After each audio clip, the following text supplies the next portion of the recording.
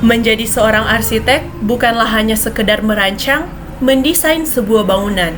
Namun, kali ini kami sebagai seorang arsitek akan mewakilkan perasaan kita, pengamatan kita untuk mengkritik sebuah bangunan.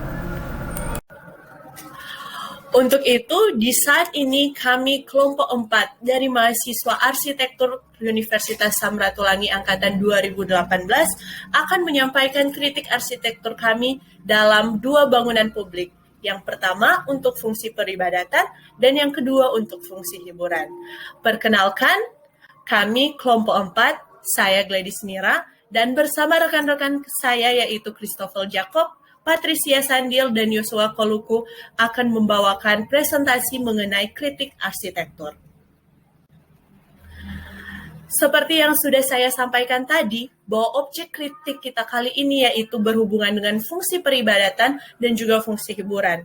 Dalam hal ini, kami memilih Gereja Gemim Sentrum Manado dan juga Lipo Plaza Manado.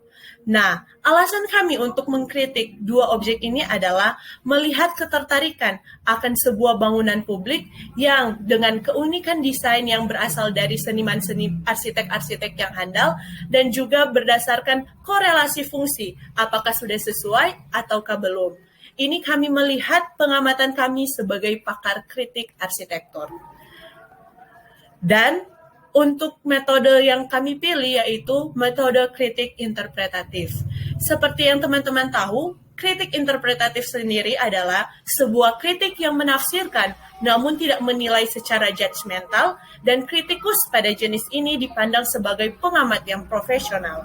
Dan bentuk kritik cenderung subjektif dan bersifat mempengaruhi pandangan orang lain agar sejalan dengan pandangan kritikus tersebut. Nah, di dalam penyajian kritik interpretatif ini sendiri, kami akan menampilkan sesuatu yang baru atau memandang sebuah bangunan dari sudut pandangan yang lain. Nah, patut diketahui bersama, dalam kritik interpretatif sendiri ada 3 submetode. Yang pertama, kritik evokatif, kritik yang mengenai membangkitkan perasaan. Yang kedua, metode kritik advokatif, yang bersifat kritik yang membela, memposisikan diri seolah-olah kita adalah arsitektur tersebut.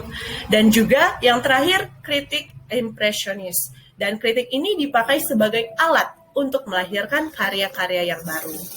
Nah, di dalam hal ini kami memilih submetode kritik evokatif. Nah, kritik evokatif ini sendiri adalah kritik yang membangkitkan rasa, mengunggah pemahaman intelektual atas makna yang dikandung pada suatu bangunan. Sehingga kritik ini tidak mengungkap suatu objek itu benar ataupun salah, melainkan pengungkapan pengalaman perasaan akan ruang-ruang yang dibangun. Dan metode ini biasanya pun dapat disampaikan dalam bentuk naratif atau tulisan, ataupun dalam fotografis ataupun gambar. Nah, sebelum kita lanjut dalam pengimplementasian terhadap bangunan itu, kami akan menjelaskan teori arsitektur dalam korelasi untuk mendukung guna metode kritik saat ini. Jadi kami tidak hanya sekedar menempatkan diri sebagai kritikus awam, namun kami menggunakan kritikus yang berpedoman dalam teori arsitektur. Nah, berikut merupakan dasar-dasar desain yang menjadi acuan dalam sebuah rancangan bangunan dan juga menjadi acuan kami dalam mengkritisasi suatu objek kritik. Nah, yang patut kalian ketahui bahwa dalam teori dasar-dasar desain tersebut, yang pertama ada kesatuan atau unity dan keselarasan atau harmoni. Dan juga yang kedua ada keseimbangan atau balance, dan yang ketiga ada proporsi atau proportion. Dan untuk materi selanjutnya akan disampaikan oleh rekan kelompok saya.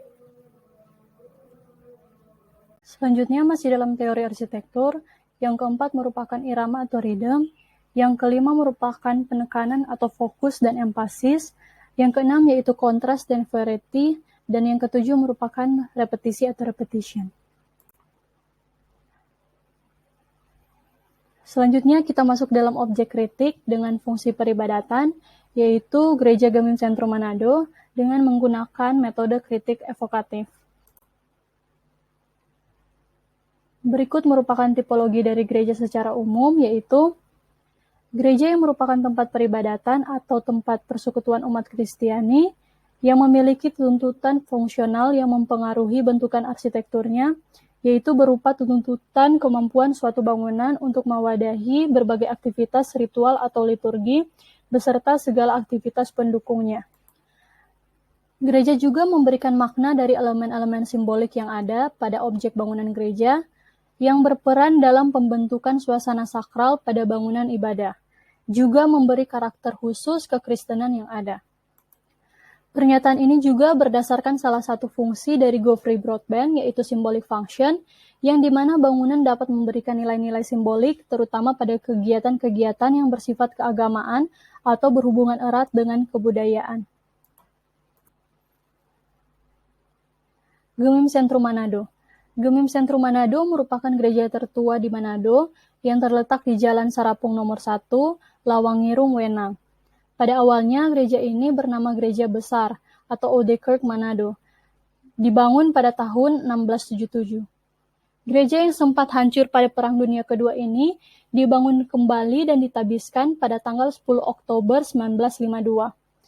Dan untuk mengenang saat Perang Dunia Kedua, di samping gereja dibangun tugu Perang Dunia Kedua yang memberikan kesan sentimental bagi kita untuk mengenang para korban pada saat Perang Dunia Kedua tersebut.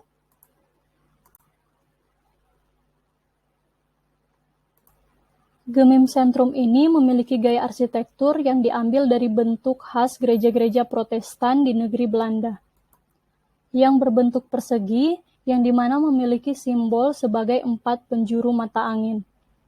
Makna dari simbol itu juga saling berkaitan dengan nama gereja, yaitu sentrum, yang memiliki arti pusat atau inti.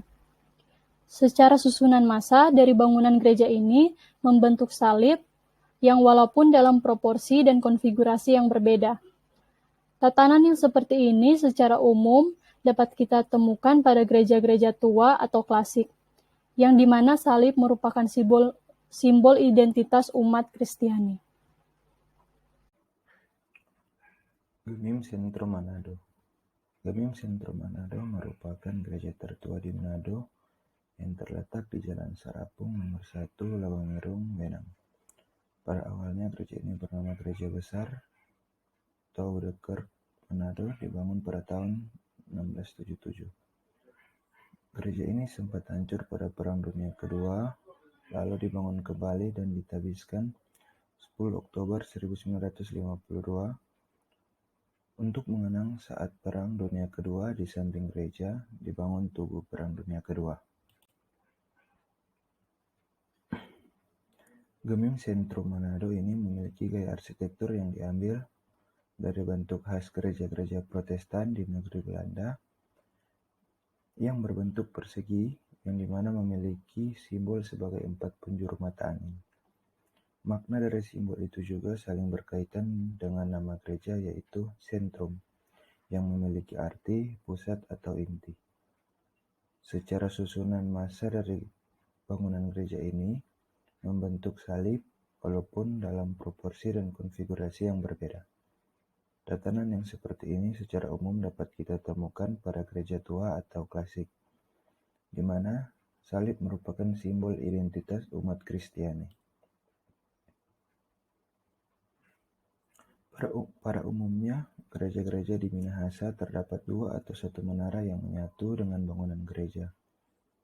Namun, Gemim Sentrum ini baru membangun menara yang berfungsi sebagai menara lonceng pada 31 Maret 2013 yang lalu, tanpa merombak bangunan gereja di mana memiliki gaya arsitektur khas Belanda. Walaupun diketahui bangunan gereja sentrum ini telah mengalami beberapa perombakan dan renovasi, hal ini membuat kita masih dapat merasakan bangunan gereja dengan khas Belanda asli tanpa pengaruh tambahan bangunan lainnya. Selanjutnya, interior bangunan. Interior bangunan Gemim Sentrum Manado menciptakan suasana khas Belanda dengan warna khas putih atau krem yang tidak terlalu mencolok.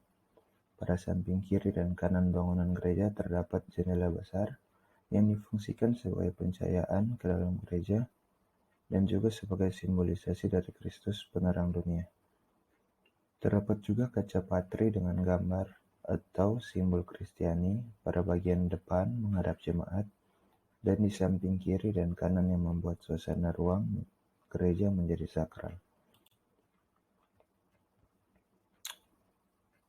Di sekeliling area mimbar, warna yang digunakan yang berbeda dengan penonjolan warna mencolok yang pekat dari kayu yang juga memiliki kesatuan warna dengan robot seperti pada kursi jemaat. Perbedaan ini dibuat agar jemaat dapat memfokuskan diri dalam peribadatan. Lipo Plaza Manado.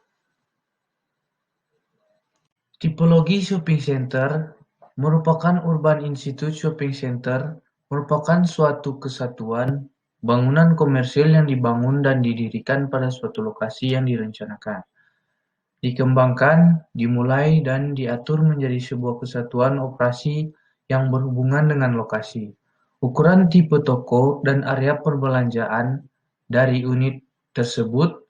Unit ini juga menyediakan tempat parkir yang dibuat berdasarkan tipe dan ukuran total dari toko-toko.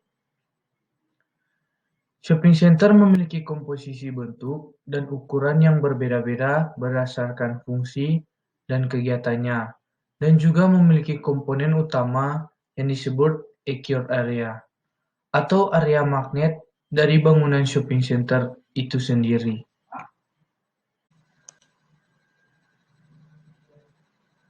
Bangunan yang didirikan oleh Lipo Group dan bernama Lipo Plaza ini berlokasi di Jalan A.A. Maramis, Kairagi 2, Kecamatan Mapangit, Kota Manado. Dengan luas tampak bangunan 2,7 hektar dibangun di pinggir kota Manado dengan alasan daerah strategis dan bertujuan hingga jangka panjang. Selain itu, awal mula berdirinya Lipo Plaza ini dikarenakan adanya pembangunan superblok oleh Lipo Group pada kawasan Kairagi sebagai pendukung adanya cikal bakal kota baru di daerah Mapangit nanti. Lipo Plaza Kairagi, Manado adalah bangunan komersil yang resmi beroperasi pada Juli 2014 silam. Bangunan dengan melatar belakangi aksen ciri khas dari shopping center yang identik dengan tenan acure, membuat bangunan ini terkesan sangat komersil. Menerapkan bentuk bujur sangkar pada bangunan komersil ini memiliki makna bahwa setiap sisinya murni dan rasional. Dengan menerapkan bentuk bujur sangkar, bangunan ini terlihat dinamis di setiap sudut sisinya agar tidak terlihat monoton. Bangunan ini memainkan bentuk fasad yang modern dan berkesan standar internasional.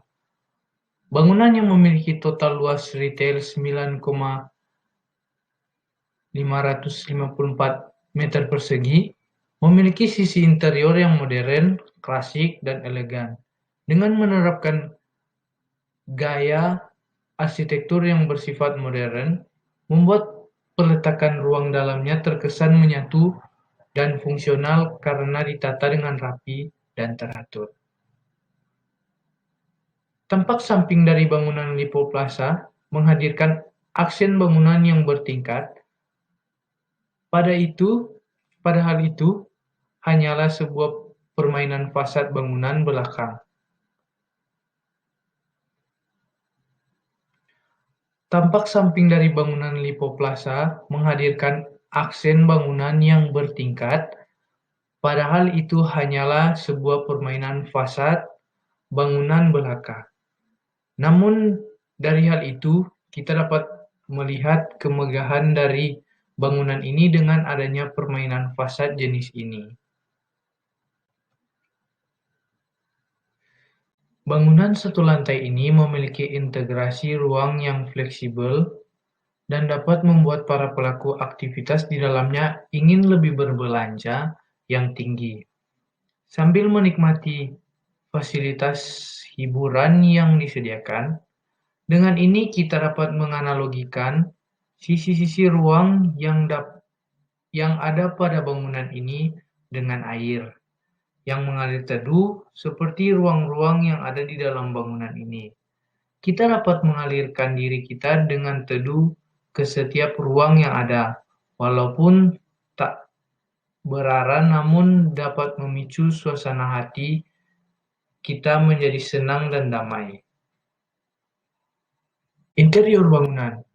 Untuk interior sendiri, bangunan ini memainkan bentuk dasar persegi dan lingkaran pada bagian plafon agar memancarkan unsur perpaduan irama yang tenang dan damai.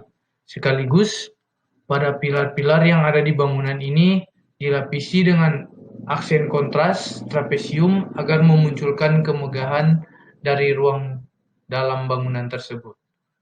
Permainan warna pada bangunan ini berdasar pada warna putih dan coklat muda agar menampilkan ciri desain yang elegan dan minimalis dan mewah.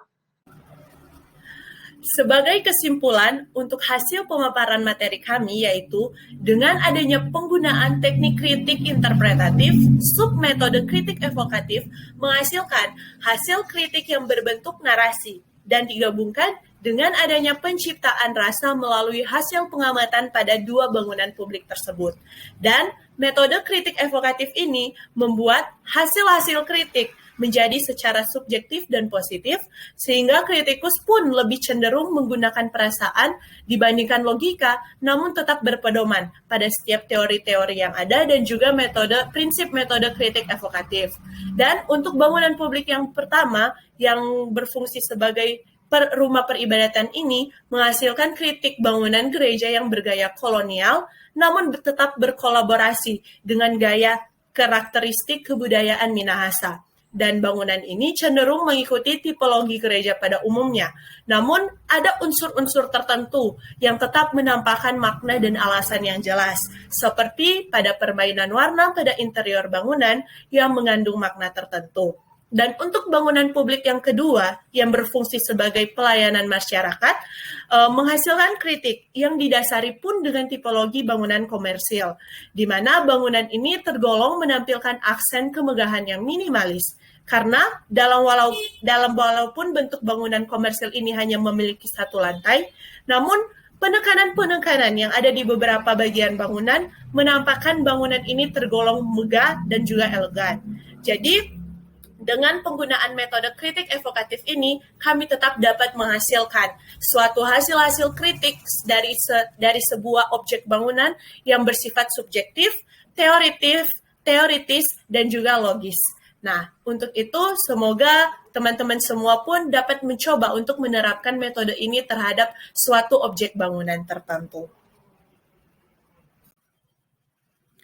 Sebelum menutup rangkaian presentasi mengenai kritik arsitektur kami, dan saya saat ini ingin mengutip kutipan dari seorang arsitek Arfianti Arman dalam buku Arsitektur yang Lain, sebuah kritik arsitektur.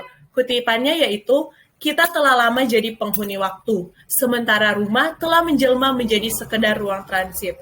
Untuk itu, kami arsitektur bukan hanya sekedar merancang ataupun mendesain, namun di dalam hal ini kami memposisikan diri sebagai pengamat kritik untuk menampilkan sudut pandangan yang lain, perspektif yang lain dalam keindahan objek bangunan itu sendiri." Begitulah untuk hasil pemaparan materi kami mengenai kritik arsitektur, dan itu adalah pengamatan kritik dari kelompok kami. Jadi, hasil kritik ini tidak untuk menyinggung siapapun atau menjudge siapapun. Namun, inilah adalah bukti dari pemahaman kami mengenai metode-metode kritik yang telah diajarkan, dan kami mencoba untuk menerapkannya dalam dua bangunan yang telah disebutkan tadi. Untuk itu, terima kasih atas perhatiannya. Semoga bermanfaat untuk kita semua. Salam sehat. Bye guys.